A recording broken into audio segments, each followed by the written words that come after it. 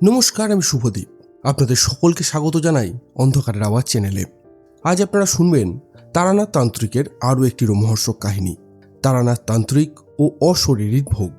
আপনাদের সকলের কাছে অনুরোধ, গল্পটি সম্পূর্ণ শুনুন এবং কেমন লাগলো অবশ্যই আমাদের কমেন্টের মাধ্যমে জানান। আর হ্যাঁ, আমাদের চ্যানেলের গল্প যদি আপনার ভালো লাগে তাহলে অবশ্যই আমাদের চ্যানেলটা সাবস্ক্রাইব করুন। তাহলে চলুন আর দেরি না করে শুরু করা যাক আমাদের আজকের নিবেদন, তারানাথ তান্ত্রিক ও অশরীরীর ভোগ।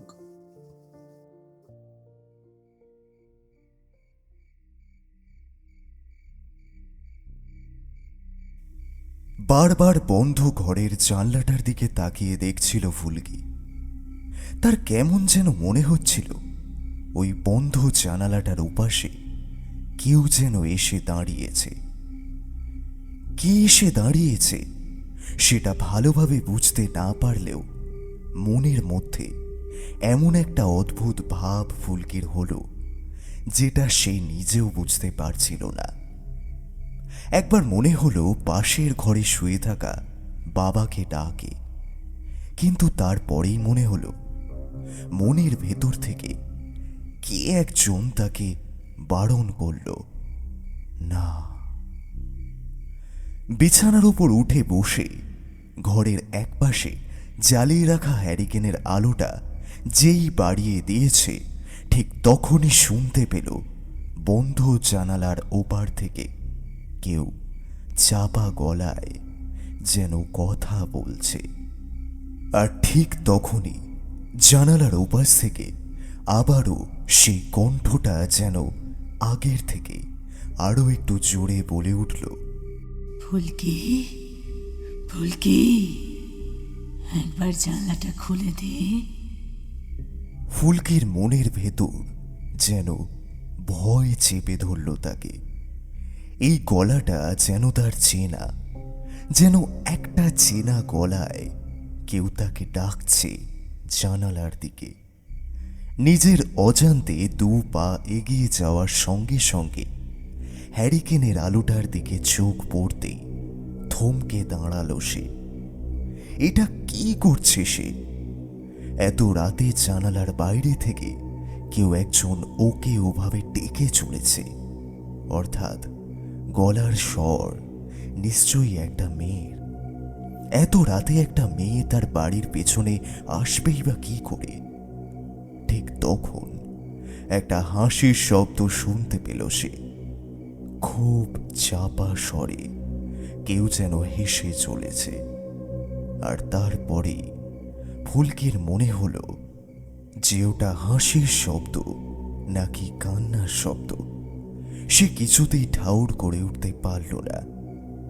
ফুলকির মনে হতে লাগলো শব্দটা হাসির নয়, কান্নার। সেটাও ঠিক ভালোভাবে বোঝা যাচ্ছে না। সে আবার বিছানায় বসে পড়তে যাবে, ঠিক তখনই আবারও শুনতে পেল,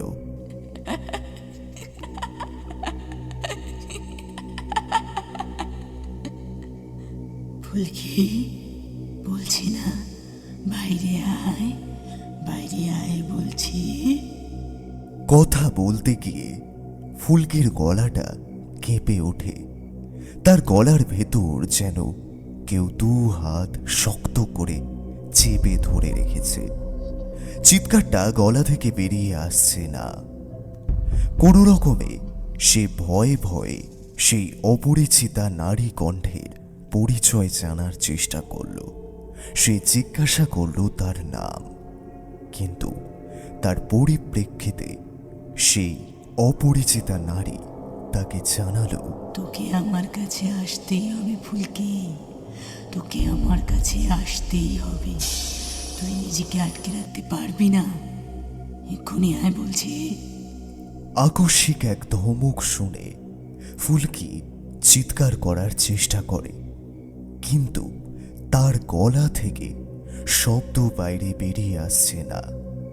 যেটুকু শব্দ আসছে সে শব্দ পাশের ঘর থেকে তার বাবা শুনতে পাবে বলে তো মনে হয় না। তবুও চিৎকার করে ওঠে ফুলকি। তার গলা থেকে শব্দ বেরোচ্ছে না। বারবার তার মনে হচ্ছে এক্ষুনি ঘরের বাইরের জানলাটা খুলে যাবে। বাইরে যেন একটা হাওয়ার ঝড় উঠেছে। সেই ঝড়ের শব্দ ফুলকি শুনতে পায়, আর তার সঙ্গে কেউ যেন অদ্ভুতভাবে হাসতে হাসতে বলছে, আমার থেকে তোকে আজ কেউ বাঁচাতে পারবে না। তোকে আসতেই হবে ফুলকি, তোকে আসতেই হবে। ফুলকি প্রাণপণে চেষ্টা করছিল চিৎকার করার। তারপর যখন বুঝতে পারল সেটা সম্ভব নয়, তখন হ্যারিকেনের আলোটা বাড়িয়ে দেওয়ার চেষ্টা করতে যেতেই দেখতে পেল আলোটা যেন ধপ করে নিভে গেছে। বাইরে থেকে একটা চাঁদের আলো ঘরের ভেতরে এসে ঢুকেছে, আর সেই আলোটা ঢোকার সঙ্গে সঙ্গেই ফুলকির মুখ থেকে একটা তীব্র চিৎকার বাইরে বেরিয়ে এলো। কারণ ততক্ষণে জানালার কাছে দাঁড়িয়ে থাকা সেই বীভৎস মূর্তিটাকে সে সচক্ষে দেখতে পেয়েছে। সে একটা মেয়ে। তার মাথার চুলগুলো জানালার পেছনের দিকের হাওয়ায় উড়ছে। চাঁদের আলোটা তার পেছনের দিকে এসে পড়েছে বলে মুখটা দেখা যাচ্ছে না, কিন্তু ঘরের ভেতর আধো অন্ধকার। তার চেয়ে বাইরে সামান্য আলো আছে। নিভে যাওয়া হ্যারিকেনটা ঠিক তখনই টপ করে চলে উঠল, আর ফুলকি জানলার দিকে তাকিয়ে দেখতে পেল সেই বীভৎস মূর্তিটা একটা মেয়ের। তার চোখ দুটো সাদা ধপধপ করছে। তার সেই চোখের একপাশে মুখের চামড়াগুলো যেন শক্ত কাঠের মতো খটখটে হয়ে গেছে। সেই চামড়ায় ফাটল ধরেছে, আর সেই ফাটলগুলো থেকে বেরিয়ে আসা রক্ত শুকিয়ে রয়েছে গালের কাছে। ভয়ঙ্কর চোখ ছাড়াও তার মুখের দাঁতগুলো সাদা আর ছোট। সেই দাঁতের ফাঁক দিয়ে বাইরে রক্ত বেরিয়ে আসছে। মুখের মধ্যে জিভটা অদ্ভুত লাল রঙের, আর লক লক করছে সেটা। জানলা দিয়ে ঘরের ভেতরের দিকে তাকিয়ে সেই অদ্ভুত মূর্তি আগের চেয়েও ভয়ঙ্কর গলায় ফুলকির উদ্দেশ্যে বলল, বলেছি না তোকে আমার কাছে আসতেই হবে। আজ তোকে কেউ বাঁচাতে পারবে না। ফুলকি প্রাণপণে চিৎকার করছিল। তার চিৎকার শুনে এবার পাশের ঘর থেকে তার বাবা ছুটে এলো। বন্ধ দরজার উপর ধাক্কা দিতে দিতে চিৎকার করে ফুলকির বাবা বলতে লাগলো, ফুলকি ফুলকি ফুলকি, কি হলো তোর? কি হয়েছে তোর? এভাবে চিৎকার করছিস কেন? একটিবার দরজাটা খোল ফুলকি, ফুলকি। ফুলকি প্রাণপণে দরজার দিকে ছুটে যাওয়ার চেষ্টা করল, কিন্তু তার আগেই একটা অদ্ভুত ব্যাপার ঘটে গেল। তার পা দুটো যেন পাথরের মতো শক্ত হয়ে গেল। গলাটা ভারী হয়ে আসছে। তার গলা থেকে এক ফোঁটাও শব্দ বেরিয়ে এলো না। এদিকে জানলার কাছে দাঁড়িয়ে থাকা সেই ভয়ঙ্কর মূর্তি অদ্ভুতভাবে হেসে চলেছে। ফুলকির বাবা ঘরের বাইরে থেকে চিৎকার করেই চলেছে, ওভাবে চিৎকার করছিস কেন? কিরে কিরে, উত্তর দে, দরজাটা খোল একটিবার। কে চিৎকার করছে ঘরের বাইরে? ফুলকি ফুলকি, তোর ঘরে কে আছে? ফুলকির চোখের কোল বেয়ে জল বেরিয়ে আসলো বাইরে। প্রাণপণে চেষ্টা করতে গিয়ে সে মাটির ওপর হুমড়ে খেয়ে পড়ে গেল, আর তাতে তার মুখের এক পাশটা মাটির মেঝেতে জোরে ধাক্কা লাগে। মাথার ভেতর ঝনঝন করে ওঠে।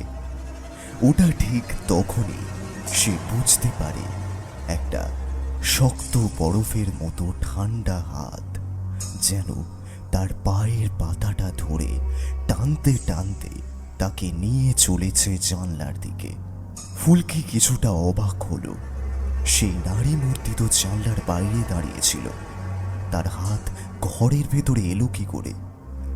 ব্যাপারটা বোঝার জন্য ফুলকি পেছনের দিকে তাকাতে যাবে, তার আগেই বুঝতে পারল জানলার বাইরে এখন আর কেউ নেই। যে বাইরে ছিল সে ঘরের ভেতরে এসে ঢুকেছে, ঠিক জানলাটার কাছে এসে দাঁড়িয়েছে সে। আস্তে আস্তে সে মাটির উপর বসে পড়ে, আর তারপর আগের মতোই কান্না ভেজা গলায় এবং কিছুটা রাগান্বিত স্বরে সে বলে, আমার কথা তুই শুনলি না কেন? তোকে বাইরে আসতে বললাম। আমার কথা শুনলে তোকে আর... ফুলকি অনুভব করল তার ঘাড়ের কাছটা যেন কেউ চেপে ধরেছে, আর তারপর একটা হাতের চাপ আর মট করে শব্দের সাথে সঙ্গে সঙ্গে ফুলকির শরীর থেকে প্রাণবায়ু বাইরে বেরিয়ে গেল। আর ঠিক তখনই ঘরের দরজাটা যেন আশ্চর্যজনকভাবে খুলে দিতে ফুলকির বাবা হুমড়ি খেয়ে ঘরের ভেতর এসে পড়ল ফুলকির শরীরের ওপর। ঘরের ভেতর হ্যারিকেনটা জ্বলছিল। সেই হ্যারিকেনের আলোয় ফুলকির দিকে তাকাতে দেখা গেল তার দুটো চোখ বিস্ফারিতভাবে পেছনের দিকে তাকিয়ে রয়েছে, আর তার মাথাটাকে যেন প্রাণপণ শক্তি দিয়ে পেছনের দিকে ঘুরিয়ে দিয়েছে কেউ। হায় ভগবান, আমার কোন পাপের শাস্তি দিচ্ছ তুমি? কে এসেছিল ঘরের ভেতর? কে এসেছিল? ঠিক তখনই জানালার বাইরে থেকে ঠান্ডা হাওয়া ঘরের ভেতর ঢুকে আসে, আর তার সাথে একটা গুনগুনে হাসির শব্দের সঙ্গে একটা মেয়েলি গলা আস্তে আস্তে বলে, আমি বলেছিলাম আমি আবার ফিরে আসবো, আমি আবার ফিরে আসবো।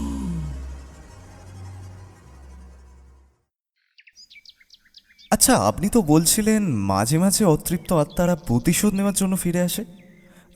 তবে তাদের প্রতিশোধ কি সবসময় পূরণ হয়?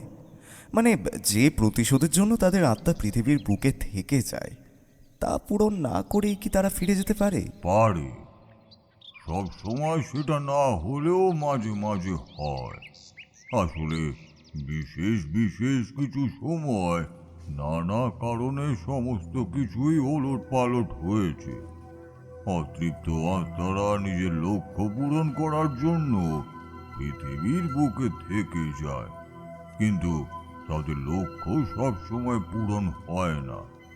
মাঝে মাঝে অশরীরী আত্মার প্রতিশোধ এত ভয়ঙ্কর হয়ে ওঠে যা থামানোর প্রয়োজন হয়ে যায়।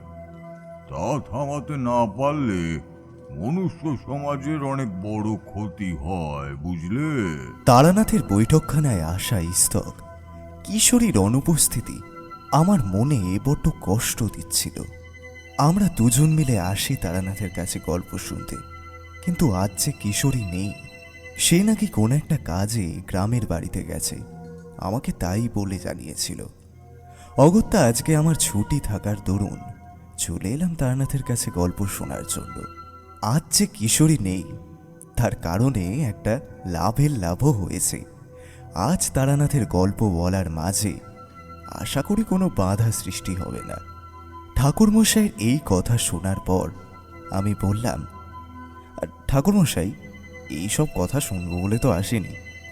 দেখুন, আজকে সকাল থেকে তো এত বৃষ্টি, তার মধ্যেও কিন্তু আমি এতটুকু দেরি না করে চলে এসেছি। আজ না হয় কিশোরী নেই, কিন্তু তার জায়গাটা তো আমিই পূরণ করছি, বলুন ঠাকুরমশাই। এই কথা বলে তক্তপোষের এক পাশে রাখা পাসিং শোর প্যাকেটটা আমি এগিয়ে দিলাম তারানাথের দিকে। তারানাথ প্যাকেট থেকে একটা সিগারেট বের করে বলল, তোমরা বড়ই অধৈর্য হয়ে পড়ো বারবার। একটা ভালো বিষয় নিয়ে কথা বলছিলাম, তা তোমার আর সহ্য হলো না। অমনি গল্প গল্প করে মাথা খারাপ করতে শুরু করলে। সব সময় কি আর গল্প বলতে ভালো লাগে? হ্যাঁ, তাছাড়া গল্প বলোই বা কেন? এসব তো কোনো আর গল্প নয়। এসব আমার জীবনে আমার নিজের চোখে দেখা সমস্ত ঘটনা। এগুলোকে গল্প বলি বা কি করে বলো তো? আচ্ছা আচ্ছা, ঠিক আছে, আপনার জীবনের অভিজ্ঞতার কাহিনী তাই বলুন বরং। অশরীরী আত্মারা যে প্রতিশোধ নেওয়ার জন্য ভয়ঙ্কর হয়ে ওঠে, তেমনই একটা গল্প না হয় আমাদের বলুন। তাহলে আপনি যে কথা বলতে চাইছেন তাও আমি বুঝবো, আর তার সাথে সাথে আমাকেও একটা গল্প শোনানো হয়ে যাবে, তাই না? আমি বুঝতে পারছিলাম আমার কথায় তারানাথ আজ একটু হলেও মনক্ষুণ্ণ হয়েছেন। আসলে কিশোরীর অভাবটা আমি আজ পূরণ করছি। যাই হোক, আমি বললাম, আচ্ছা আপনি তাহলে একটা গল্প বলুন, যে গল্প শুনলে আমি সমস্তটাই বুঝতে পেরে যাব। আপনার জীবনে নিশ্চয়ই এমন অনেক ঘটনা ঘটেছিল যেখানে কোনো এক অশরীরী আত্মাকে প্রতিশোধ নেওয়ার হাত থেকে আপনি কিংবা আপনার সামনে কেউ আটকে ছিল। গোটা জীবনে আমি এত অশরীরী আত্মাদের ফিরে আসা দেখেছি যা তোমাদের বলে শেষ করতে পারবো না। হয়তো আসলে মানুষ যখনই পৃথিবীর মোহমায়া না কাটিয়ে হঠাৎ করেই মারা যায়, তখনই তার এখান থেকে চলে যাওয়ার ইচ্ছে থাকে না, কোনো কারণে সে থেকে যায়। বিশেষ করে যখন কোনো এমন মানুষ মারা যায় যার মৃত্যুর সময় হয়নি, সেক্ষেত্রে তার মোহ থেকে যায় প্রবল। আমরাই কি পৃথিবীর মোহ কাটাতে পেরেছি কি বলো না? এই যে সংসার, যা ছেড়ে দিয়ে পথে পথে বেরিয়ে পড়েছিলাম, সেই সংসারেই তো আবার ফিরে আসতেই হয়েছে। আপনাকে তো অনেক সময়ই এমন অশরীরী আত্মার বিপদ থেকে কাউকে না কাউকে বাঁচানোর জন্য যেতেই হয়েছে। তেমনই কোনো ঘটনা থাকলে বলুন না। তারানাথ সিগারেটে কয়েকটা লম্বা টান দিল, তারপর ধোঁয়ায় চারপাশ প্রায় ভরিয়ে দিয়ে আবার নিজের হাতে সেই ধোঁয়া সরাতে সরাতে বলল, একবারের কথা বড্ড মনে পড়ে যায় বুঝলে। তা সে অনেক বছর আগের কথা। তোমাদের সঙ্গে কথা বলতে বলতেই মনে পড়ছিল, সেবার এক গ্রামে একজনের বিপদের জন্যই আমি গিয়েছিলাম। তবে খুব বেশি দূরে নয়, আমার গ্রাম থেকে কয়েকটা গ্রাম দূরে। তোমরা তো জানোই, মাঝে মাঝে সে সময় আমি বাড়িতে ফিরে আসতাম। অন্তত মা যতদিন বেঁচে ছিল ততদিন তো ফিরে আসতামই। তারপরে যদি হঠাৎ করে এভাবে বিয়েটা না হয়ে যেত, তাহলে হয়তো আর গ্রামে ফিরে আসাই হতো না। সেবারে সে মাকে তো বলেইছিলাম, সেই গ্রামে একটি মেয়ে জলে ডুবে যাচ্ছিল। সে মেয়েটিকে বাঁচানো বোধ হয় আমার জীবনের সবচেয়ে বড় ভুল হয়েছিল বুঝলে।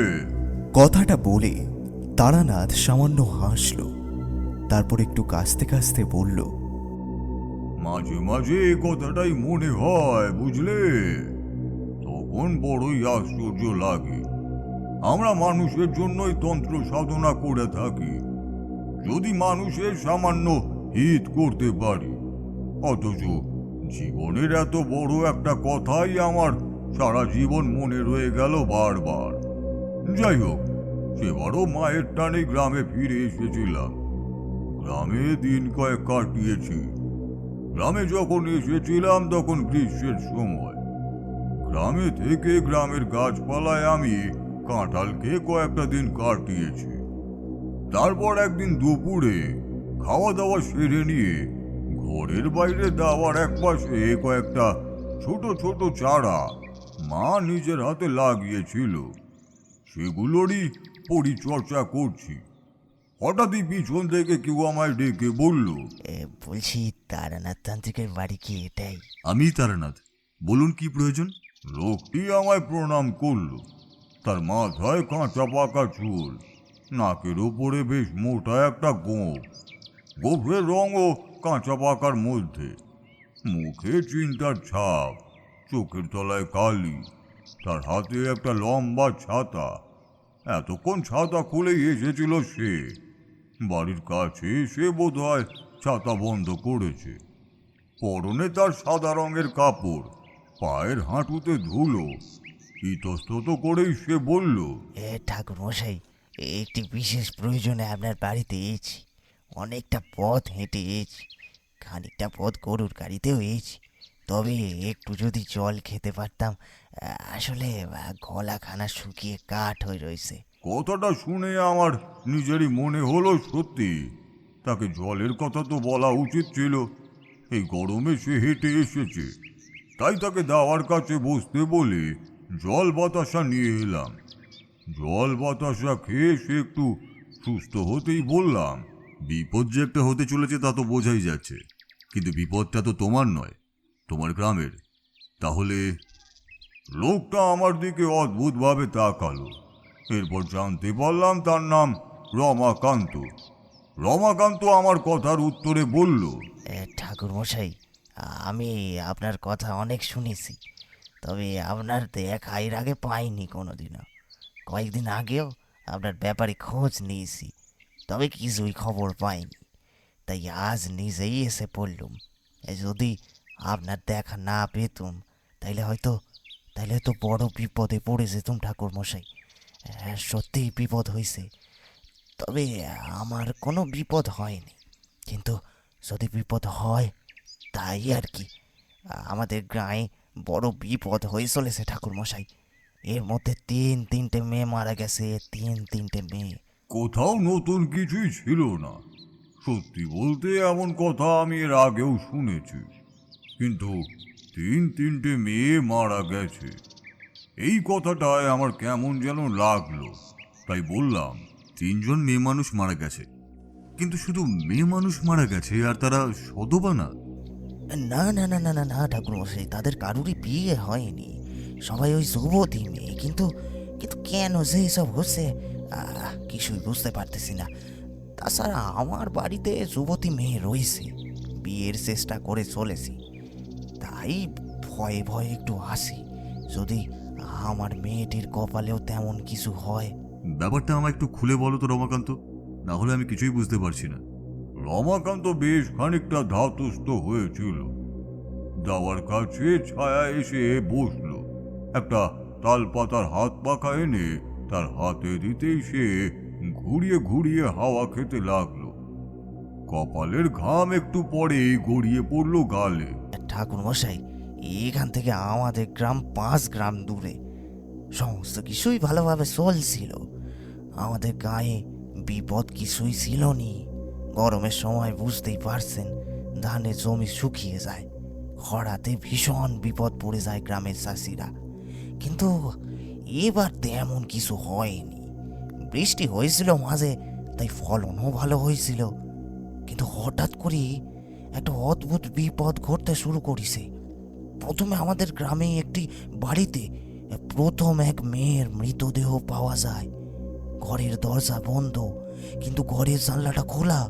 সেই বাড়ির লোকেরা নাকি মেয়েটার চিৎকারের শব্দ শুনতে পেয়েছিল। সেই শব্দ শুনেই তো তারা তার ঘরে যাওয়ার চেষ্টা করেছিল, কিন্তু ঘরের দরজাটা নাকি বন্ধ হয়ে গিয়েছিল। তারপর যখন ঘরের দরজা খোলে, তখন দেখা যায় শরীরের কোথাও কোনো আঘাতের চিহ্ন নেই, কিন্তু ঠাকুরমশাই কে যেন শক্ত হাতে তার গলা ধরে ঘাড় মোটকে দিছে। ওরে বাবারে, সে এক বিভৎস ব্যাপার। মাথাটা পিঠের দিকে ঘোরানো। সে দৃশ্য যেন আমি এখন চোখের সামনে দেখতে পাচ্ছি।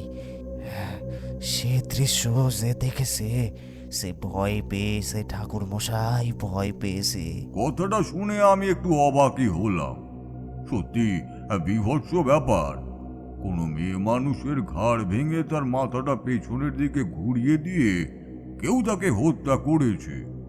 একটু চমকে উঠেই বললাম, সর্বনাশ, এ কি কথা? তারপর? এ যে মানুষের কাজ নয়, তা সকলেই বুঝতে পেরেছিল। গ্রামের মন্দিরে পুজো দিয়ে সকলেই ভেবেছিল হয়তো বিপদ কমে গেছে, কিন্তু না, বিপদ কমেনি। আবার বিপদটা হলো ঠিক 1 সপ্তাহ বাদে।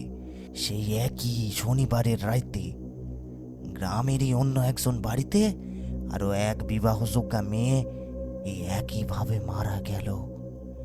এরপর গ্রামের লোকেরা সবাই নড়ি সরি উঠল, ব্যাপার কি?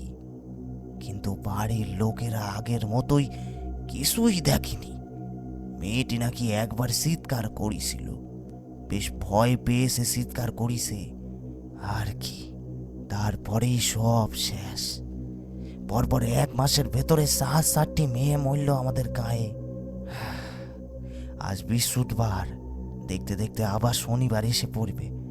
যদি আবারও কেউ মারা যায়, এদিকে আমার ঘরেও যে একখানা বিবাহযোগ্যা কন্যা রয়েছে। তুমি তাহলে এই গ্রামে আমার খোঁজে কবে এসেছিলে? আমি এসেছিলাম দ্বিতীয় মেয়েটা যখন মরল তারপরে, কিন্তু আপনার বাড়ির লোকেরা কইল আপনি নেই। আপনার কথা আমি পাশের গাঁয়ে একজনের কাছ থেকে শুনেছিলাম।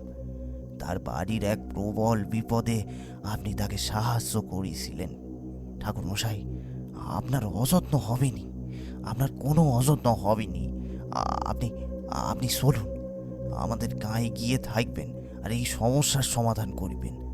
যদি আপনার কিছু প্রয়োজন হয়, অর্থাৎ এই সমস্ত কাজে অনেকেই তো অর্থ গ্রহণ করে, তাতেও কোনো চিন্তা নেই। গাঁয়ের লোকেরা মিলে ঠিক আপনার মনস্কামনা পূর্ণ করিবে। কিন্তু আমাদের গ্রামকে এই বিপদ থেকে বাঁচান ঠাকুর মশাই, এই বিপদ থেকে বাঁচান। তার কথা শুনে বেশ বুঝতে পারলাম বিপদটা প্রবল, আর সেই বিপদ থেকে বাঁচার জন্য সে আমার কাছে এমন কাতর আরতি জানাচ্ছে। মনের ভেতর বড়ই দুঃখ হলো। মানুষ কতটা অসহায় হলে এতটা দূর থেকে এসে এইভাবে কারোর কাছে কষ্ট প্রকাশ করে। বুকের ভেতরটা হু হু করে কেঁদে উঠল যেন। বললাম, তোমায় চিন্তা করতে হবে না রমাকান্ত, আমি কোনো অর্থ গ্রহণ করি না। তন্ত্র সাধনা করেছি, ইচ্ছে হয়েছিল তাই। তবে সাধনা মানুষের হিতের জন্যই ব্যবহার করা হয়, তার জন্য কোনো কিছু গ্রহণ করতে আমি রাজি নই। তোমার বাড়িতে আমি যাব, তবে আজ সেটা সম্ভব নয়। বিশেষ একটি কাজে আমায় আজ এখানেই থাকতে হবে। তবে কাল সকালে আমি তোমাদের বাড়িতে যাব। আমার কথা শুনে রমাকান্ত মনে মনে বেশ খুশি হয়ে উঠল। বলল, ঠাকুর মশাই, এই বিপদ থেকে যদি কেউ বাঁচাতে পারে তাইলে আপনিই বাঁচাতে পারবেন। কি এমন হলো আমাদের গাঁয়ে যে গাঁয়ের মেয়েগুলো এভাবে এক এক করে মরছে? আর এমন বিভৎসভাবে তাদেরকে কে মারছে সেটাও তো বুঝতে পারতেছি না। আমি তাকে আশ্বস্ত করলাম কাল সকালেই আমি তার গ্রামে যাব। গ্রামে যাওয়ার পথ নির্দেশ এবং তার বাড়ির সমস্ত বিবরণ তার কাছ থেকে জেনে নিয়ে তাকে দুপুরের অন্ন গ্রহণ করার প্রস্তাব দিলাম, কিন্তু সে রাজি হলো না। বলল, বেশি দেরি করতে পারবো না ঠাকুর মশাই, আগেই তো বলেছি আমার বাড়িতেও একটি মেয়ে রয়েছে। তাছাড়া এমন বেরিয়ে পড়লে সন্ধ্যার আগে বাড়ি চলে যেতে পারবো। তাকে আর আটকালাম না। যাওয়ার আগে সে বারবার আমায় অবশ্যই তার বাড়ি যাওয়ার জন্য বলে বেরিয়ে পড়ল। পথের ধারে দাঁড়িয়ে তার চলে যাওয়ার দিকে নজর রাখলাম। তার অবশ্য অন্য কারণ ছিল, তার মাথায় কোনো বিপদ নেই তো এটাই দেখার জন্য। অনেক সময় বিপদের লক্ষণ আগে আগে বোঝা যায়, কিন্তু তেমন কিছুই দেখতে পেলাম না। তারানাথ চুপ করতেই আমি বলে উঠলাম, আচ্ছা, কি এমন বিপদ হয়েছিল সেই গ্রামে যে বেছে বেছে অবিবাহিত মেয়েদেরই কেউ হত্যা করছিল? আর এই কাজ যদি কোনো অশরীরীর হয় তাহলে অশরীরই তো সকলেরই ক্ষতি করতে চায় শুনেছি। তবে সে এমনটা কেন করছিল? আমার এই কথা শুনে তারানাথ বলল, সেটা আমার তখনও বোঝার মতো সময় হয়নি। সেদিন আমি গ্রামে থাকতেই চেয়েছিলাম বিশেষ একটা কারণে। আসলে মায়ের শরীরটা ভালো ছিল না। গ্রামের কবিরাজকে মায়ের শরীরের জন্য দেখানো হচ্ছিল। তাছাড়া সেদিন তাকে আরো একবার পাশের গ্রামে আরো এক ভালো কবিরাজের কাছে নিয়ে যাওয়ারও কথা ছিল। তাই একটা দিন থেকেই গিয়েছিলাম। সেদিন বিকেলের দিকে গরুর গাড়িতে করে মাকে নিয়ে পাশের গ্রামের কবিরাজের কাছে গেলাম। দীর্ঘদিন ধরে অসুস্থ থাকার জন্য মায়ের শরীর দুর্বল হয়ে গিয়েছিল। কবিরাজ দেখে আমায় তার সেবা যত্নের কথা বলল। তবে আমি দ্বন্দ্বে পড়লাম। আমার ইচ্ছে ছিল 2-1 দিনের মধ্যে বাড়ি ছেড়ে বেরিয়ে পড়ব, কিন্তু মায়ের শরীর অসুস্থ। এই অবস্থার মধ্যে সেই সময় বোধহয় ওই একটি শক্তি ছিল, যে শক্তি আমায় বাড়ি থেকে বেরিয়ে পড়া থেকে আটকাতে পারত। তবে আমার মাথায় কিন্তু তখন রমাকান্তের কথাই ঘুরছিল। পরদিন সকালে রমাকান্তের গ্রামে যাবার জন্য বেরিয়ে পড়লাম। সেই সময় গরুর গাড়ি ছিল। পায়ে হেঁটে যাওয়ার একটা সবচেয়ে বড় বিকল্প ব্যবস্থা। তাছাড়া আর কোনো ব্যবস্থা তখন ছিল না। 2 গ্রাম পর্যন্ত গরুর গাড়ির ব্যবস্থা হয়ে গেল। একটা গরুর গাড়ি ধান নিয়ে পথেই চলছিল। আশেপাশের গ্রামের দু একজন ততদিনে আমায় চিনত, তাই আমায় সঙ্গে নিতে খুব একটা বিরক্তি করল না। তারপর হাঁটা পথ। সকালে বেরিয়ে প্রায় দুপুরের দিকে রমাকান্তের গ্রামে গিয়ে পৌঁছলাম। আর গ্রামে পৌঁছে গ্রামের চৌহদ্দির মধ্যে পা রাখার সঙ্গে সঙ্গে কিন্তু একটা অদ্ভুত ব্যাপার ঘটল। আকাশের দিকে তাকিয়ে দেখতে পেলাম চারপাশের আকাশটা পরিষ্কার, কিন্তু এই গ্রামের মাথার উপরে আকাশটা কেমন যেন কালচে হয়ে রয়েছে। ঠিক কালো মেঘ জমলে যেমন মনে হয়, আকাশের গায়ে একটা কালচে ধোঁয়া। একভাবে সেদিকে তাকিয়ে কিছুক্ষণ দেখে চলেছি। এমন সময় একটা মেয়েলি গলার কথা শুনে নিচের দিকে তাকিয়ে দেখি একটা গাছতলায় এক বৃদ্ধা বসে রয়েছে। তার অবস্থা খুবই খারাপ। শরীরে একটা ছেঁড়া কাপড়, মাথার চুল এলোমেলো, চোখের দৃষ্টি ঘোলাটে, সাদা চুলে জট পাকিয়ে গিয়েছে। সে আমার দিকে না তাকিয়ে নিজের মতো দু একটা কথা বিড়বিড় করে বলছে। আমি খানিকটা এগিয়ে যেতেই তার কথা শুনতে পেলাম। সবার শাস্তি হবে, সবার শাস্তি হবে, কেউ বাঁচতে পারবে না। ভগবান সবাইকে শাস্তি দেবে। তার কথা শুনে একটু অবাকই হলাম। রমাকান্তর কথা অনুযায়ী এই গ্রামে বিপদ। তাছাড়া এই গ্রামের মাথায় সেই কালো ধোঁয়ার মতো কি একটা রয়েওছে। তারপরে এই বৃদ্ধা মহিলার বলা এই কথাগুলো। আমি তার কাছে এগিয়ে গিয়েই বললাম, কার শাস্তি হবে বুড়িমা?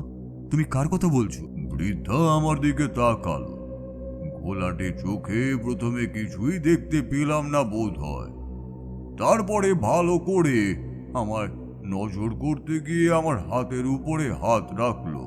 তারপর হাত ধরে দেখতে দেখতে বলল, তুই কে বাছা? এই গ্রামে কেন এসেছিস? চলে যা, এই গ্রাম থেকে চলে যা, এখানে বড় বিপদ। গ্রামে যে বিপদ হয়েছে বুড়িমা, তার জন্যই তো আমি এখানে এসেছি। এখন তুমি আমায় চলে যেতে বলছো? তোমার গ্রামের মানুষজন বিপদে পড়েছে, তাদের যে সাহায্যের প্রয়োজন। বৃদ্ধা আমার দিকে ভালো করে তাকালো। তার চোখের দৃষ্টি ঝাপসা হলেও সেই চোখে যেন মুহূর্তের মধ্যেই আগুন জ্বলে উঠল। তার গলার স্বর কেমন যেন রুক্ষ হয়ে এলো। সে বলল, এই গ্রামের লোকেদের তুই বাঁচাবি না। এই গ্রামের লোকেরা আমার সর্বনাশ করেছে, সর্বনাশ করেছে আমার। তাই তাই ও ফিরে এসেছে। ও এসে আমার কোল জুড়িয়ে দেবে। আমার আমার বুকের রক্ত দিয়ে আমি ওকে আগলে রেখেছি। এ গোটা গ্রাম ও চারকার করে দেবে। বৃদ্ধার কথা শুনে কেমন যেন চমকে উঠলাম। কথা বলতে বলতে তার মুখ থেকে নাল বেরিয়ে এলো। তার অবস্থা যে খুব একটা ভালো নয় সেটা বোঝাই যাচ্ছিল। বললাম, তুমি এখানে এভাবে থাকলে তো তোমার যে কোনো সময় বিপদ ঘটে যাবে। তোমার অবস্থাও তো ভালো নয়, আর তোমায় কবিরাজ দেখানো খুবই প্রয়োজন। তোমার বাড়িতে কেউ নেই? না রে বাচ্চা, বাড়িতে আমার কেউ নেই। আমার বাড়ির সবাইকে ওরা খেয়ে ফেলেছে। এখন ওরা রক্ত দিয়ে স্নান করবে। বৃদ্ধার মুখে একটা অদ্ভুত হিংস্র হাসি ফুটে উঠল। আমি বেশ অবাক হয়ে গেলাম। ঠিক তখনই পথ চলতে একটি লোক বলল, আপনি কি সেই ঠাকুর মশাই যাকে ডাকার জন্য রমাকান্ত গেছিল? আমি তাকিয়ে দেখি গ্রাম্য একটি লোক দাঁড়িয়ে আছে আমার সামনে। তার পরনে খাটো ময়লা ধুতি, গলার উপর রাখা একটা গামছা। সে আমার দিকে কৌতূহলের দৃষ্টিতে তাকিয়ে রয়েছে। হ্যাঁ, আমাকে এই রমাকান্ত ডাকতে গিয়েছিল। আমি রমাকান্তের বাড়িতেই যাচ্ছি, কিন্তু এই বৃদ্ধা মহিলাটি এখানে কি করছে? হ্যাঁ, ওনার অবস্থা তো খুব একটা ভালো নয়। তোমরা গ্রামের লোকেরা কি দেখোনি এনাকে? ওনাকে বলে কোনো লাভ নেই ঠাকুরমশাই, উনি এখান থেকে কোথাও যাবে না। মেয়ের মৃত্যুর পর থেকে ওর মাথা খারাপ হয়ে গেছে। আমার মাথা খারাপ হয়নি, তোদের মাথা খারাপ হয়েছে। 4 জন তো মরেছে, আরো মরবে। কালই শনিবার, কাল রাত্রে আবার একজন মরবে। ওই যদু গোয়ালার মেয়েটা, ও মরবে। কথাটা বলেই বৃদ্ধা অদ্ভুতভাবে হাসতে লাগলো। তার গালের কাছে একটা ক্ষত, সে ক্ষতের কাছে মাছি ভন ভন করছে। সে হাঁ করে হাসছে। তার মুখের ভেতর ভাঙা ভাঙা দাঁতগুলো কেমন কালচে হয়ে এসেছে। একটা অদ্ভুত দুর্গন্ধ চারপাশটায় ভরে উঠল। লোকটা বলল, চলে আসুন ঠাকুরমশাই, এখানে থাকবেন না। ও বুড়ি পাগল হয়ে গেছে, কখন কি করবে। উঠে এলাম। আমায় রমাকান্তের বাড়িতে যেতেই হবে, কিন্তু বারবার পেছনের দিকে তাকিয়ে সে বৃদ্ধাকেই দেখতে লাগলাম। বৃদ্ধা কার সঙ্গে যেন কথা বলছে, যেন মনে হয় তার কাছে কেউ দাঁড়িয়ে আছে আর সে তার সঙ্গেই কথা বলে চলেছে। ব্যাপারটা ঠিক লাগলো না, তবে তখন আমার রমাকান্তের সঙ্গে দেখা করা খুবই প্রয়োজন, তাই সেখানেই গেলাম প্রথমে। তার মানে এই গ্রামে আরো কিছু হয়েছিল? ঠিক কবে হয়েছিল বলো তো? আসলে মাস 2 আগে এই গাঁয়েরই একটি মেয়ে, এই গাঁয়ের গৃহস্থ রামনাথের ছেলের সঙ্গে বিয়ে হওয়ার কথা ছিল, কিন্তু রামলাল শেষে আপত্তি করে। তবে রামলালের ছেলেটা ওই বিয়েতে রাজি ছিল। তারপরে যে কি হলো, পরদিন সকাল থেকে সেই মেয়েটিকে আর খুঁজে পাওয়া যায় না। গোটা গাঁয়ের সবাই চিন্তায় পড়ল। অনেক জায়গায় খোঁজা হলো। রামলালের ছেলের অবস্থাও তখন খুব একটা ভালো নয়। বুঝতেই পারতেছেন ঠাকুরমশাই, বয়স কম, ছোট ছেলে, এমন একটা ব্যাপার হয়ে গেছে সেটা মেনে নিতে পারছে না সে। রামলাল তো চিন্তায় পড়ে গেছিল। চিন্তায় পড়বেই নাই বা কেন, ছেলের অবস্থা দেখে সে কেমন যেন পাথর হয়ে গেছিল তখন। তবে দিন কয়েকের মধ্যে সব কিছু আবার স্বাভাবিক হয়ে এলো। সকলেই ভাবলো মেয়েটি কোথাও চলে গেছে। যে মেয়েটির কথা তুমি বলছো, সেই মেয়েটি কে? তার নাম কি? তার নাম ছিল মালিনী। ওই যে গাঁয়ের বাইরে ঢোকার সময় আপনি যে বুড়িকে দেখেছিলেন, ওই বুড়ি মা মালিনীর মা। তারপর থেকেই ওই বুড়ি কেমন যেন হয়ে গেছে, অদ্ভুত অদ্ভুত সব কথা বলে। আর একটা ব্যাপার, সন্ধ্যের পর ও যেখানে থাকে সেদিকে গাঁয়ের লোকেরা যদি কেউ যায় তাহলে দেখতে পায় বুড়ি কার সঙ্গে যেন কথা বলতেছে। রমাকান্তের কথা শুনতে শুনতে এবার কিন্তু আমার মাথার মধ্যে সমস্ত কিছু যেন কেমন পরিষ্কার হয়ে আসতে লাগলো। আসলে তো সেই বৃদ্ধা মহিলা এমনই কথা বলছিল, কেউ ফিরে আসবে, প্রতিশোধ নেবে, এই সমস্তই। আর রমাকান্ত সেই একই কথা বলছে। তাই বললাম, দেখো রমাকান্ত, আমার কিন্তু মনে হয় এই মালিনী কোথাও চলে যায়নি। ওর সঙ্গে নিশ্চয়ই কোনো একটা খারাপ কিছু হয়েছে, আর তোমাদের গ্রামে যে বিপদ হয়ে চলেছে তার সঙ্গে নিশ্চয়ই মালিনীর কোনো একটা সম্পর্ক রয়েছে। গ্রামে পা দেওয়ার সঙ্গে সঙ্গেই গ্রামের মাথার ওপরে কালো ছায়া আমি দেখতে পেয়েছি। এই ছায়া কিন্তু সহজে আসে না। গোটা গ্রামের ওপর যখন ভীষণ বিপদ এসে উপস্থিত হয় তখন এই ছায়া আসে। এই বিপদের হাত থেকে কিন্তু আমি তোমাদের বাঁচাতে পারবো না। আমার কথা শুনে রমাকান্ত আমার পায়ের ওপরে হুমড়ি খেয়ে পড়ে। আর রমাকান্তের চিৎকার শুনে ঘরের ভেতর থেকে তার বউ আর তার মেয়ে বাইরে এসে দাঁড়িয়েছে। মেয়েটির বয়স ওই 13 কি 14 বছর হবে। গায়ের রং একটু চাপা, মাথার লম্বা চুলে বিনুনি করেছে, মুখটা মায়া মায়া। আমি তার দিকে তাকিয়েই বললাম, কি নাম তোমার মা?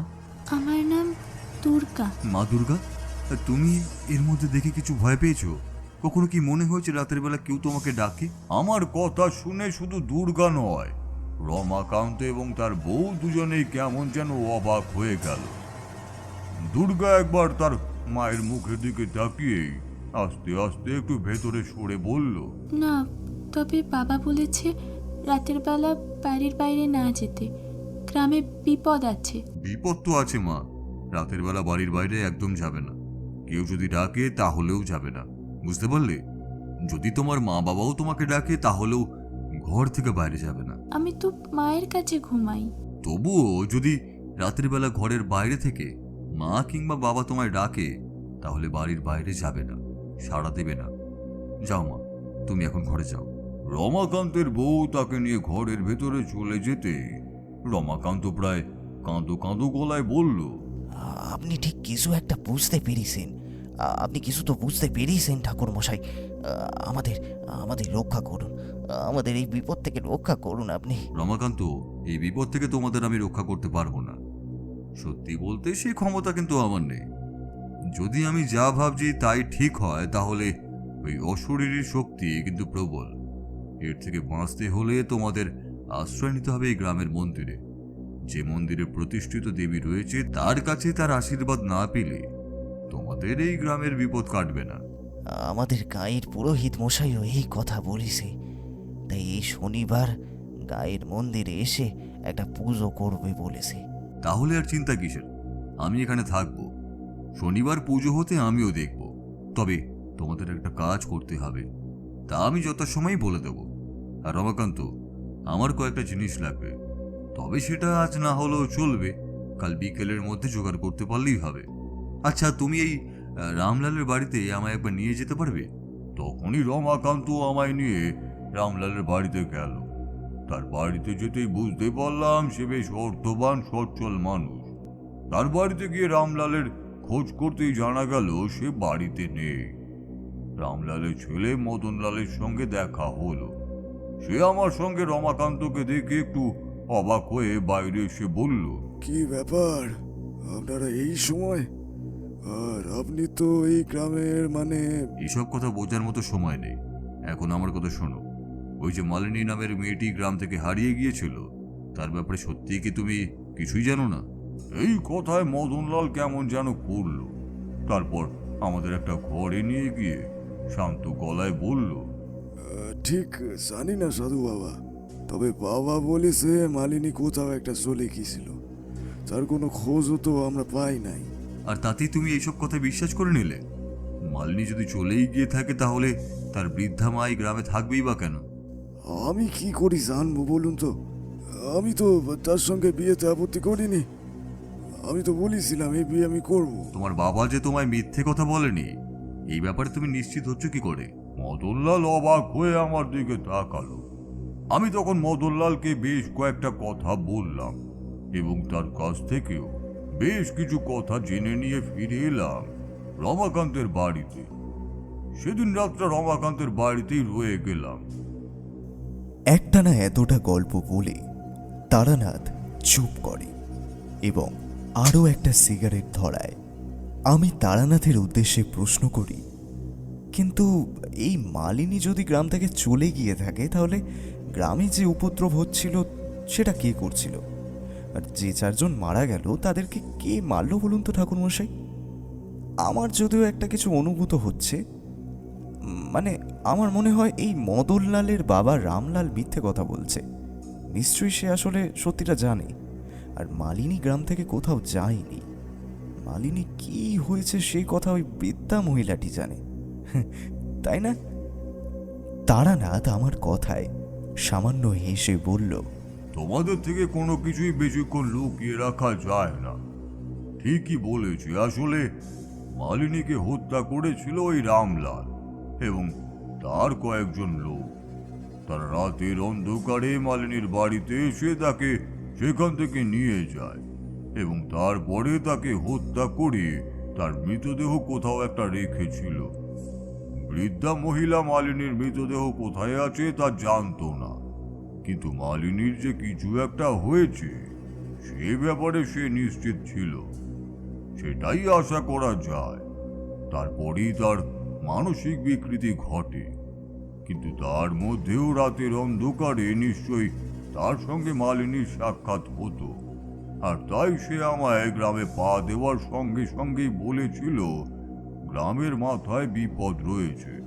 সমস্ত কিছুই আমি যেন বুঝতে পারলাম এবার, কিন্তু এই মালিনীকে আটকানো খুব একটা সহজ কাজ ছিল না। কেন ঠাকুরমশাই? আপনার তো তন্ত্রের ক্ষমতা ছিল, তাছাড়া যজ্ঞ করে সেই অশরীরীকে সেখান থেকে তাড়াতে পারতেন আপনি। সমস্ত কিছুই একভাবে সম্ভব হয় না। আমি সেই স্থান থেকে তাকে তাড়িয়ে দিলেও সে তো পরে আবার ফিরে আসতেও পারত।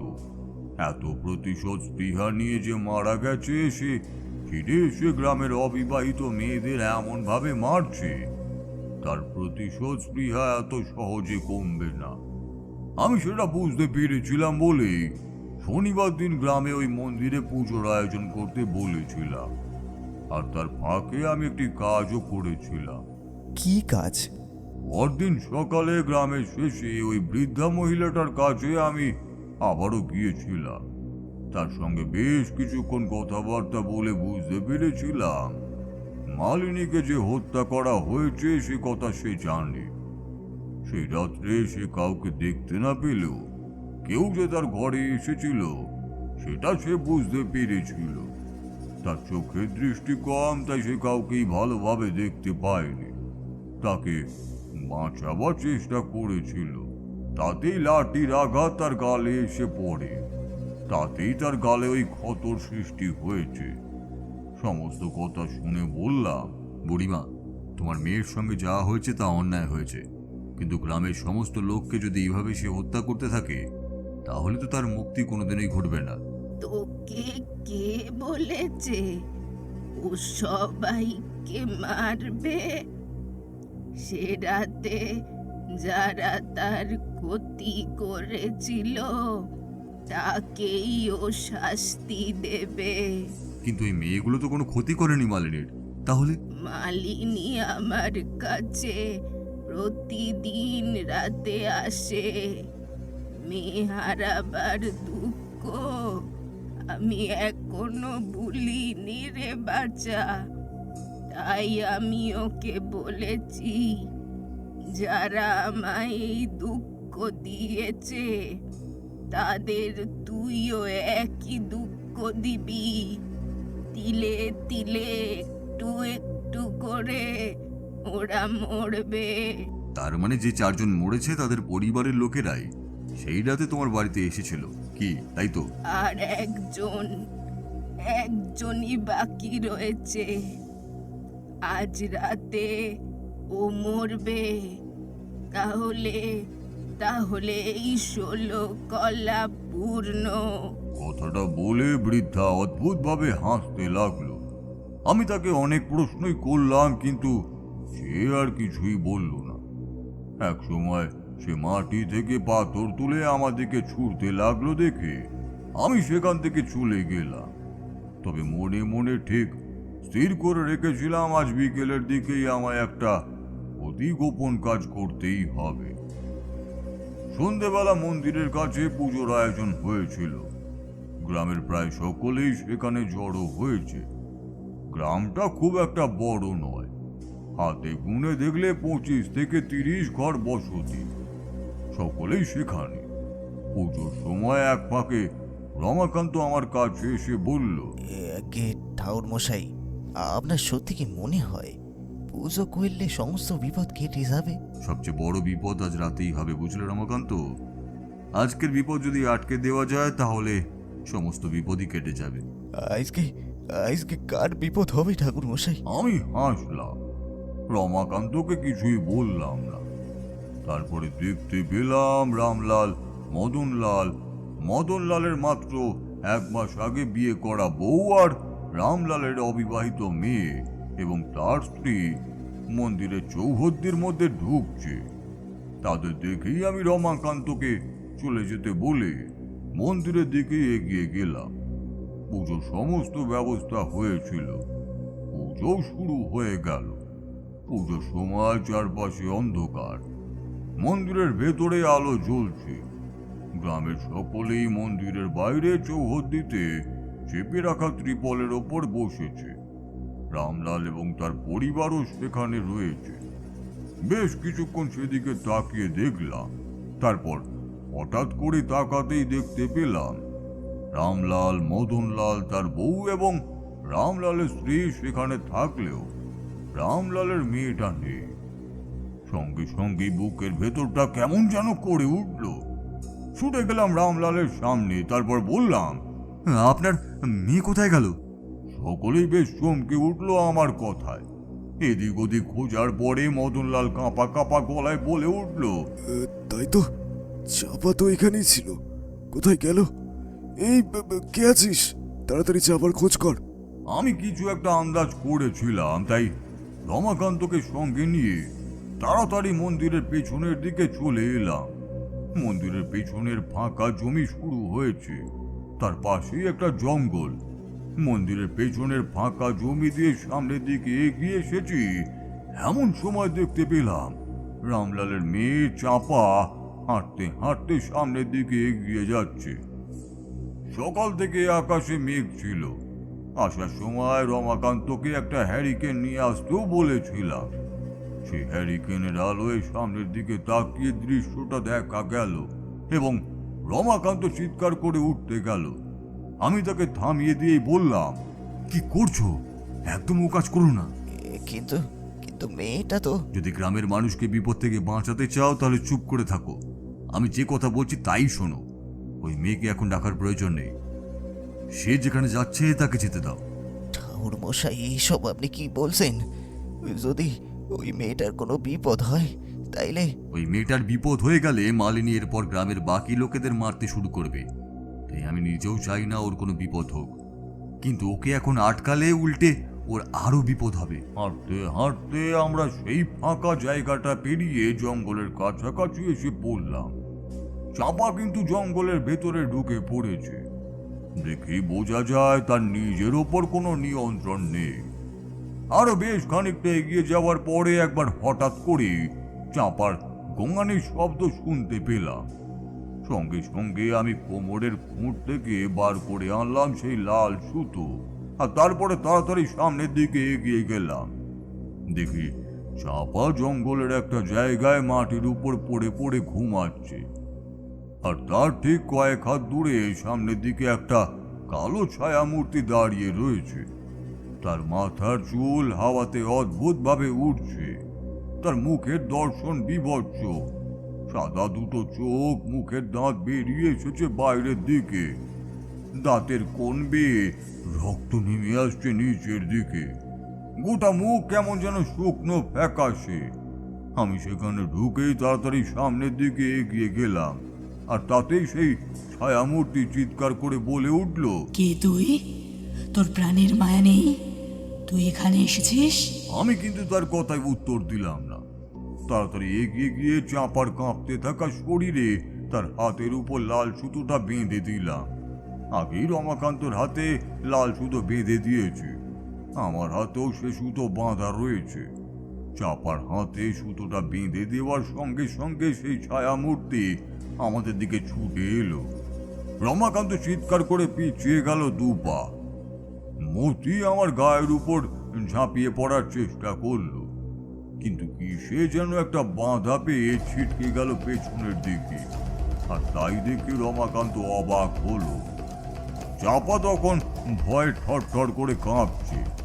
মুখ তুলে আমার দিকে তাকিয়ে আমায় দেখতে পেয়ে তার ভয় যেন খানিকটা কমে এসেছে। আমি বললাম, চাপা, তোমার সাহস আছে। তুমি যদি... আমার কথা শেষ হওয়ার আগে একটা বিভৎস চিৎকার শুনতে পেলাম।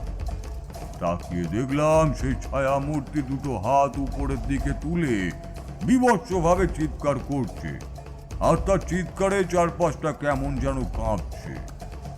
এদিকে মন্দিরের সামনে লোকেরা বোধহয় দেখতে পেয়েছিল আমাদের। তারাও আর লণ্ঠন আর লাঠি সোটা হাতে নিয়ে এগিয়ে এসেছিল। সেদিকে তাদের কথাবার্তাও শোনা যাচ্ছিল। মালিনী হাসতে হাসতে চিৎকার করে বলল, তুই কি ভেবেছিস তুই লাল সুতো হাতে বেঁধে ওকে রক্ষা করবি? কতদিন? আমি আবার আসবো, আমি আবার এসে ওকে নিয়ে যাব। রমাকান্ত ভয় পিছিয়ে গিয়েছিল। বাকিরাও রমাকান্তকে দেখে সেই জঙ্গলের ভেতরেই ঢুকলো।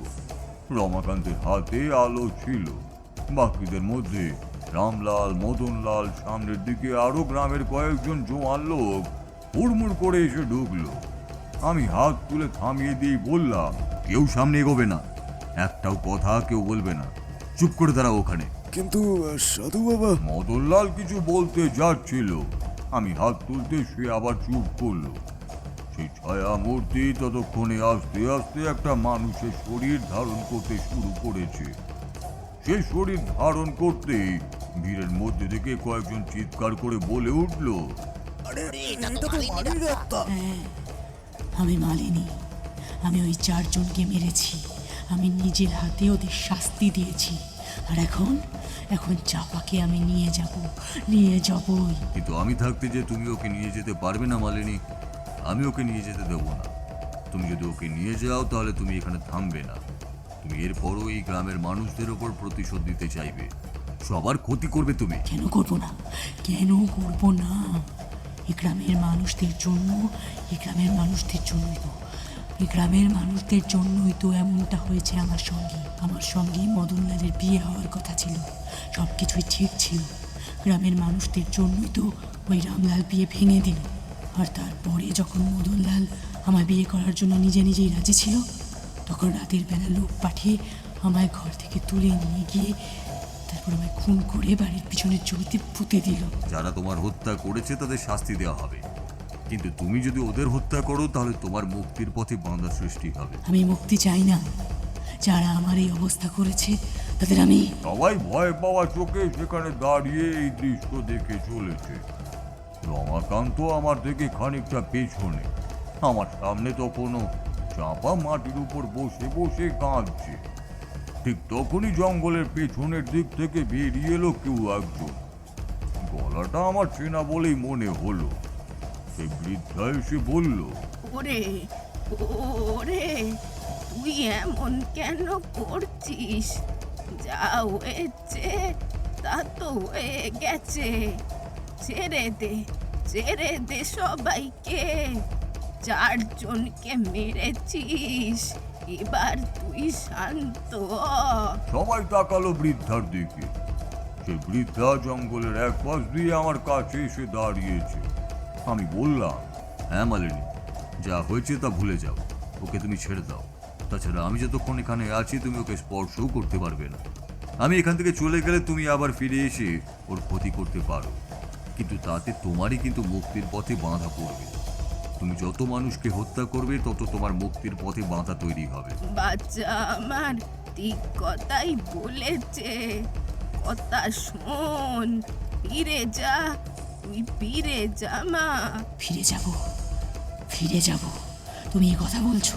তুমি তোমায় বলেছিলে যারা আমার এই অবস্থা করেছে তারা প্রত্যেকে যেন তাদের সন্তান হারানোর দুঃখ পায়। তাহলে এই রামলালই তো এই সমস্ত কাজ করেছে। তাহলে রামলালের মেয়েকে আমি এত সহজে ছেড়ে দেব? কিছুতেই না। সে আবার এগিয়ে এলো চাঁপার দিকে, কিন্তু চাঁপার গায়ে হাত দেওয়ার আগেই ছিটকে গেল পেছনে। আমি বললাম, যতক্ষণ ওর শরীরে ওই লাল সুতো আছে ততক্ষণ তুমি ওর কোনো ক্ষতিই করতে পারবে না মালিনী। তাই আমার কথা শোনো, তুমি তোমার এই প্রতিশোধ স্পৃহা থেকে মুক্ত হও। এই প্রতিশোধের চিন্তার জন্য তুমি এখনো মুক্তি পাচ্ছ না। যে দেখো, তোমার জন্য গোটা গ্রামের মানুষ ভয়ে রয়েছে। তারা শান্তিতে রাতের বেলা ঘর থেকে বাইরে বেরোতে পর্যন্ত পারে না। সবাই চিন্তায় রয়েছে যদি তাদের মেয়ের কোনো ক্ষতি হয়ে যায়। রমাকান্ত এতক্ষণ চুপ করেই ছিল। এবার সে বলল, মালিনী, আমার মেয়েটাকে তো তুই নিজের বোনের মতো ভাবতি। আমার মেয়েটা ভয়ে ঘর থেকে বেরোয় না, মায়ের সঙ্গে বিছানায় শুয়ে থাকে। সকালের আলো না ফোটা পর্যন্ত তাকে বাইরে বার করতে ভয় পাই। মালিনী কিন্তু তখনও গর্জন করেই চলেছে। তার মূর্তিটা আস্তে আস্তে পুরো মানুষের রূপ ধরে আমাদের সামনে এসে দাঁড়ালো। চাঁপা ততক্ষণে উঠে পড়েছে মাটি থেকে। মদনলালের নতুন বউ এসে চাঁপার পাশে এসে দাঁড়ালো। মালিনী বলল, সবাই বেশ সুখেই আছে আমার মৃত্যুতে। গ্রামের কারোর কোনো ক্ষতি হয়নি, সবাই বেশ ভালোই আছে। ছাড়বো না আমি কাউকে। কথাটা বলেই মালিনী এইবার ছুটে আসতে গেল মদনলালের বউয়ের দিকে। চিৎকার করে উঠল মালিনী, আর চুপ করে দাঁড়িয়ে থাকতে আমিও পারলাম না।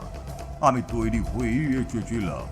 কোমরের কাছে কাপড়ের ফুটে একটা কাগজের মধ্যে গোপন একটা দ্রব্য ছিল, তা মন্ত্রপুত। সেই দ্রব্য এগিয়ে এসে সেই মূর্তির গায়ে ছুঁড়ে মারতেই সে কিন্তু চিৎকার করে পিছিয়ে গেল। তার সারা শরীরে মুহূর্তের মধ্যেই আগুন জ্বলে উঠল। চিৎকার করতে লাগলো সেই মূর্তি। মালিনী বলল, আমায় ছেড়ে দে আমায়। বৃদ্ধা কাঁদো কাঁদো স্বরে আমার পায়ের কাছে এসে পড়ল। ওরে, আমার মেয়েটাকে মুক্তি দে বাচ্চা, আমার মেয়েটাকে মুক্তি দে। ওকে এভাবে আগুনে পোড়াস না, আমার মেয়েটা অনেক যন্ত্রণা পেয়ে মরেছে। গ্রামের লোকেদের মধ্যে ততক্ষণে গুঞ্জন শুরু হয়েছে। চোখের সামনে দাউ দাউ করে জ্বলছে মালিনীর শরীরটা। সে চিৎকার করছে। চাঁপা, মদনলালের বউ সকলে পেছনে সরে এসেছে। রমাকান্ত পেছনে সরে গিয়েছে। আমি আবার গলা তুলে বললাম, এখনো সময় আছে মালিনী, এখনো সময় আছে। তোমার শরীরে যে আগুন জ্বলছে তা আমি নিভিয়ে দিতে পারি, তবে তোমায় কথা দিতে হবে এই গ্রামের কারোর তুমি ক্ষতি করতে পারবে না। তোমার মৃতদেহের সৎকারের ব্যবস্থা আমি করব। যারা এই কাজ করেছে তাদের শাস্তিও হবে, কিন্তু গ্রামের কোনো মানুষের ক্ষতি করবে না। এবার যেন সেই ছায়া মূর্তি সামান্য ক্ষান্ত হয়ে এসেছিল। এবার বলল, বেশ, কিন্তু ওদের শাস্তি দিতে হবে, ওদের শাস্তি দিতে হবেই। ওই রামলালকে আমি শাস্তি দিতেই হবে। গোটা গ্রামের লোকের সামনে দাঁড়িয়ে আমি তোমায় বলছি, গ্রামের লোকেরা নিজেদের যদি ভালো চায় তাহলে রামলালের শাস্তির ব্যবস্থা করবে, আর যদি তা না করে তাহলে তুমি আবার গ্রামে ফিরে আসতে পারো। এরপরে তার গায়ের আগুন ধীরে ধীরে কমে আসতে লাগলো। সে কোথায় যেন অন্ধকারে মিলিয়েও যেতে লাগলো। মদনলাল আমার কাছে এসে বলল, তার মানে সাধু বাবা আমার বাবা? আমি করেছি এই সমস্ত কাজ। তখন আমার মাথা খারাপ হয়ে গিয়েছিল। গ্রামের অনেকেই আমায় বলল ওই মেয়ের সঙ্গে তোর বিয়ে না দিতে। আমি বুঝতে পারছিলাম না কি করা উচিত। আমায় পারলে তুই ক্ষমা করে দে। ওদের কাছে ক্ষমা চেয়ে আর কোনো লাভ নেই। যার কাছে ক্ষমা চাওয়ার তার কাছে আপনি ক্ষমা চান। বৃদ্ধা তখনও সেখানে দাঁড়িয়ে কেঁদে চলেছিল। রামলাল তার পায়ের কাছে এসে পড়ল। বৃদ্ধা পিছিয়ে গেল 2 পা। তার মুখে কোনো কথা নেই। রামলাল বলল, আমায় ক্ষমা করে দাও না, আমায় ক্ষমা করে দাও। তোমার মেয়ের যা ক্ষতি আমি করেছি তা আমি পূরণ করতে পারবো না, তবে তোমায় আমি আমার কাছে রাখবো। তোমায় আমি আর কোথাও যেতে দেব না, আর তোমার মেয়ের আত্মার শান্তির ব্যবস্থা আমি করব। বৃদ্ধা আমার দিকে ঘুরে তাকালো। তার চোখের কোণ বেয়ে নেমে এসেছে জল, অথচ তার মুখে হাসি। তারপর সবাই আস্তে আস্তে মন্দিরের কাছে ফিরে এলো। পুজো শেষ হয়ে নিজের বাড়িতেই ফিরে গেলাম। তবে এরপর সে গ্রামে আর কোনো বিপদ হয়নি। পরদিন সকালে রামলালের বলে দেওয়া জায়গায় মাটি খুঁড়ে মৃতদেহ বার করা হয়েছিল। গ্রামের শ্মশানে পোড়ানো হয়েছিল সেই দেহ। কথা শেষ করে তারানাথ চুপ করতে আমি বললাম, কিন্তু একদম শেষে যখন রামলাল ওই বৃদ্ধার কাছে ক্ষমা চাইল, তখন বৃদ্ধা আপনাদের দিকে তাকিয়ে হাসলো কেন? এর মাঝে একটা ব্যাপার ঘটেছিল, সেগুলো তোমাদের প্রথমে বলিনি। সেদিন সকালে যখন আমি বৃদ্ধার কাছে গেছিলাম, তারপরে আমি দুপুরের দিকে একবার তার কাছেও গিয়েছিলাম। তাকে সমস্ত কথাই খুলে বলেছিলাম।